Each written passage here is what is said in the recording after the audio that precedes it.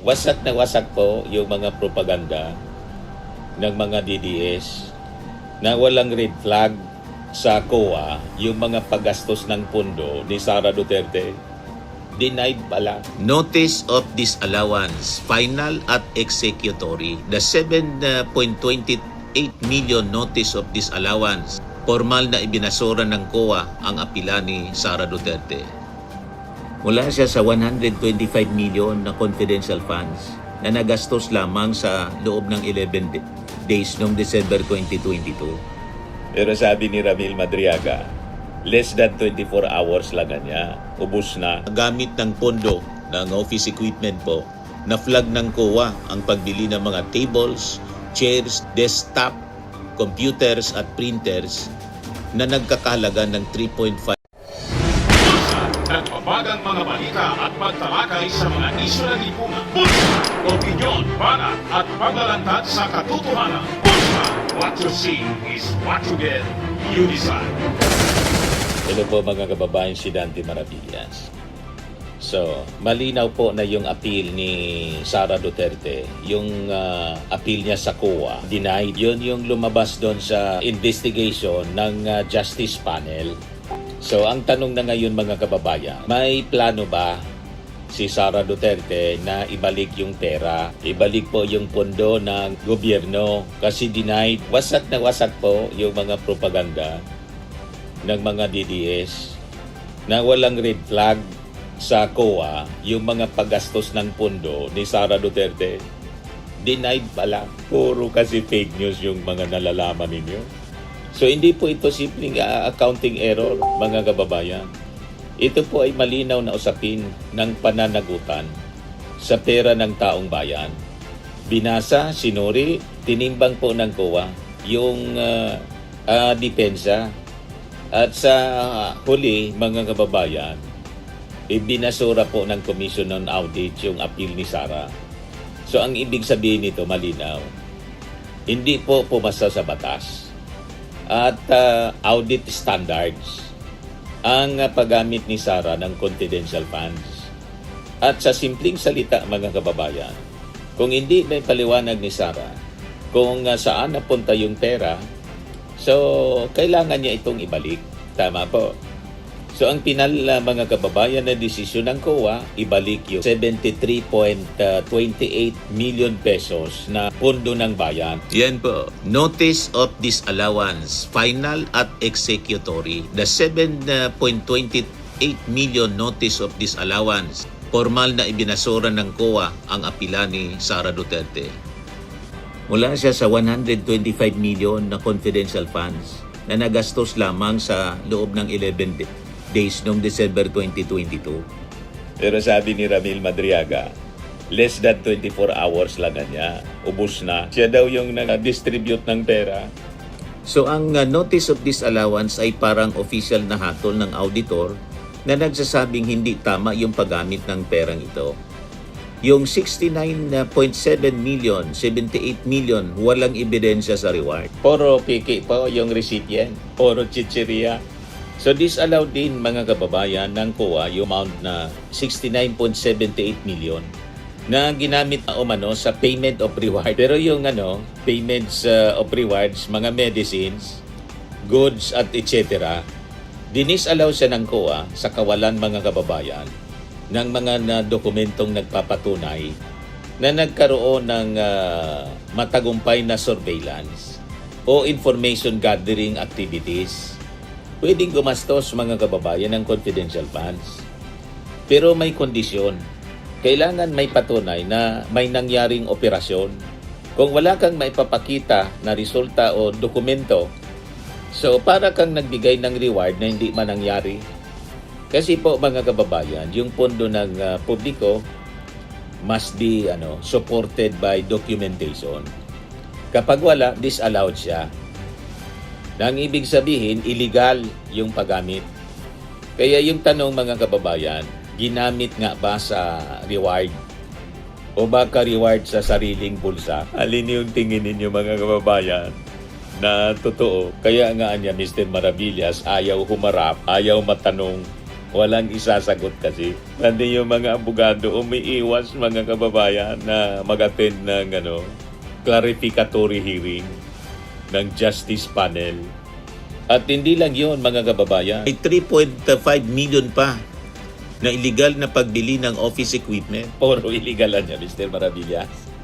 Labag siya mga kababayan sa Joint Circular number 2015-01.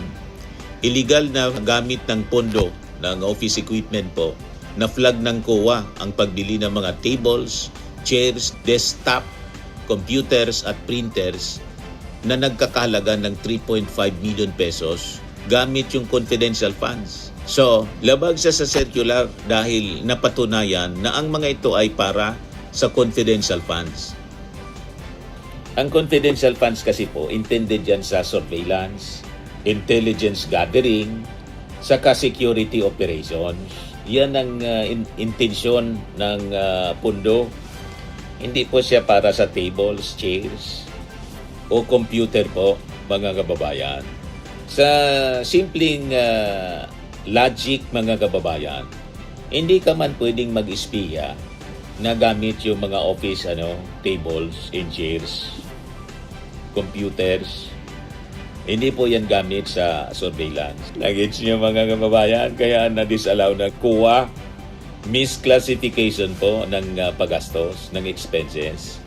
Irregular siya, kaya disallowable siya. At napakabilis mga kababayan yung paggastos. Mas mabilis pa sa Orion, yung lumipad na yung mga astronauts na pumunta, nag-flyby sa buwan. 9 days yun. Mas mabilis pa doon. Ang akala natin 11 days. Less than 24 hours. Mabilis pa sa Orion ng NASA yung paggastos mga kababayan ni Sarah. Unusual yung spending pattern. Madaling sabi, mabilis yung pagwaldas. Kaya niya, Mr. Maravillas, galit na galit sa iyo mga didi. Pero at least, hindi tayo nagmumura at namimersonal. Issue tayo, issue-based. So, naging mabilis yung pagwaldas ng pera ng bayan. Sa loob lamang ng 18 hours, sabi sa testimony ni Neil Madriaga noong 2022, ang OBP ay gumastos ng average 125 million. So sa bawat 10 pesos na binibigay ng mga taxpayers, lumalabas 6 pesos doon. Itinuturing ng COA na mali yung paggastos kung isi-simplify natin yung paliwanag. So, in simple term, mga kababayan, parang ginastos ni Sara Duterte ang isang taong sweldo sa loob lamang ng isang araw. By analogy, ganon yun nangyari. So red flag ito sa auditing dahil po ang normal na government spending ay may proseso siya at saka timeline. Sa auditing principle mga kababayan, sa kunting pag re-research, speed plus lack of documentation equals high risk of misuse. Ngayon, punta tayo sa mga peking resibo at mga kadudadudang pangalan. Yung mga na-discovering irregularities sa mga resibo, acknowledgement receipts. Puro piki po yung mga signature, yung mga resibo. Puro piki po yung mga nakapirma, pati yung mga pangalan.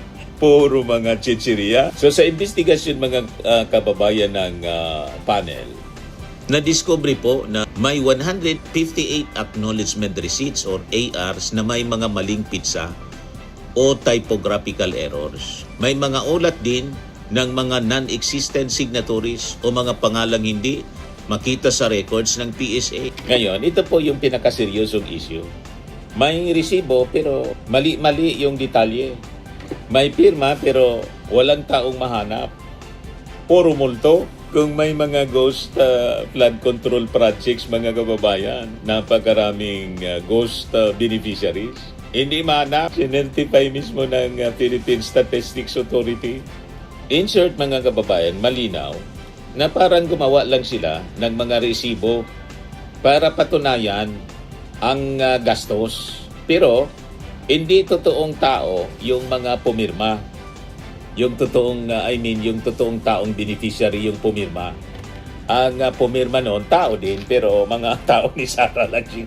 Yun na na-discover po ng NBI. Pinaliwanag doon sa Justice Committee hearing. Yun ang paliwanag ng NBI sa forensic examination. Yung pagkasulatan niya, yung stroke ng pirma, mga ilang tao lang yun. Mga tauhan lang yun ito ni Sara doon sa Office of the Vice President tapos DepEd. Kaya nag-imbento na lang ng mga kung ano-ano mga pangalan. Mary Grace Piatos, Pampano. Sila mismo yung nagbigay ng ebidensya. Kaya takot na takot si Sara umarap sa investigasyon ng Congress. Kasi yung ebidensya po, sila yung gumawa na magsisara. Mga kababayan ng mga tauhan niya, isinabmit yung ebidensya. So sa batas mga kababayan, malinaw yan. Ang falsification at ghost recipients, isa siyang grave audit violation. So yung pattern mga kababayan, hindi siya isolated. May 375 million pa sa 2023. May notice of suspension. May pattern ng mismanagement sa 2023. Bukod sa 2022 funds, nag-issue rin ng COA ng notice of suspension para sa 375 million na confidential funds noong 2023 dahil sa mga katulad na issue ng hindi maayos na dokumentasyon at liquidation. Nakagawian na nila. Malamang ito yung gawain nila sa Davao. Tingin ninyo, may pattern. So hindi po ito mga kababayan, one-time mistake. Nauulit po yung problema. Pareho yung issue, kulang sa papeles. Now, sa auditing, kapag paulit-ulit na, pattern na siya ng mismanagement talaga. So binasura po, no due process na depensa nila. Sumunod po yung COA sa proseso, sa tamang proseso. Yan o. Pagbasura sa due process claim, mariing itinanggi ng COA ang reklamo ni Sara na hindi siya nabigyan ng due process.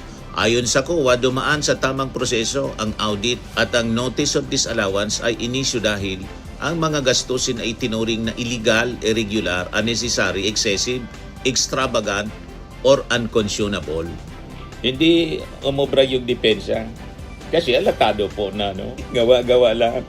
So ang due process, ang ibig sabihin, nabigyan ka ng chance na magpaliwanag. Sabi ng COA mismo, nabigyan siya ng chance. Kaya lang, hindi lang sapat yung paliwanag. O kung hindi, wala talagang paliwanag. O hindi kayang ipaliwanag kasi. Kaya ayaw niyang magpaliwanag mga kababayan sa Justice Committee hearing kasi lalong mabubuking i-live yun sa social media at sa mainstream. Lalo siyang madidiin dun. Kaya pag-iwas na lang mga kababayan ang ginagawa. Gustong ipatigil yung hearing. Di ba po?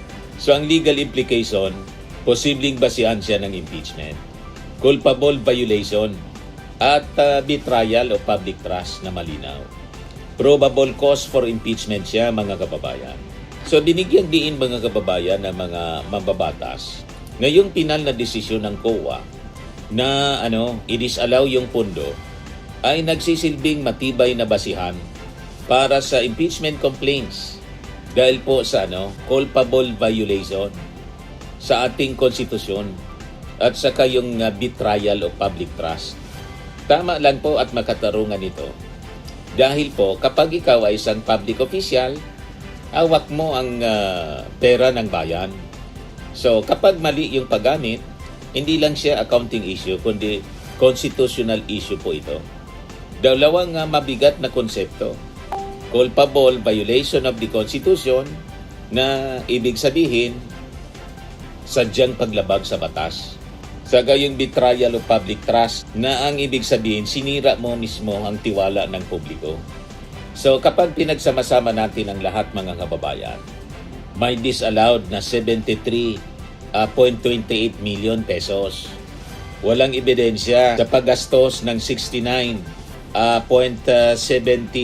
million na rewards daw. Tapos may mga illegal purchases, mabilis at kadudadudang paggastos. May mga anomalya sa resibo at mga signatories. Puro peke. At naulit pa, mga kababayan, sa budget niya sa 2023. Tinanggihan yung due process defense niya. Lumalabas po ang malinaw na pattern. Misuse, no documentation, disallowance, accountability. At yan ang ayaw ng mga Duterte na malaman ng taong bayan. Kaya todo iwas mga kababayan si Sara na mag-attend sa hearing. Sa dami mga kababayan ng pagkakamali ni Sara Duterte sa paggasta ng kaba ng bayan, hindi na lang depensa yung kailangan, kundi pati po restitution. Kailangan niyang ibalik yung pera ng bayan.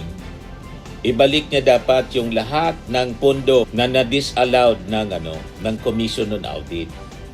Yata may doon sinabi niya, Congressman Paulo Ortega, kung talagang nais ni BP Sara na ipakita ang kanyang accountability bilang public servant, mas mabuting isauli na lang ang pondong ipinababalik ng COA. Restitution po, tulad ng ginawa ng mga engineers at sino pa nga yun? Si Sara Diskaya pala, ayaw talagang ibalik. Yung mga engineers na sangkot sa flood control scandal, nag-restitute pag Sara talaga niya, Mr. Maravillas, na matigas ang ulo.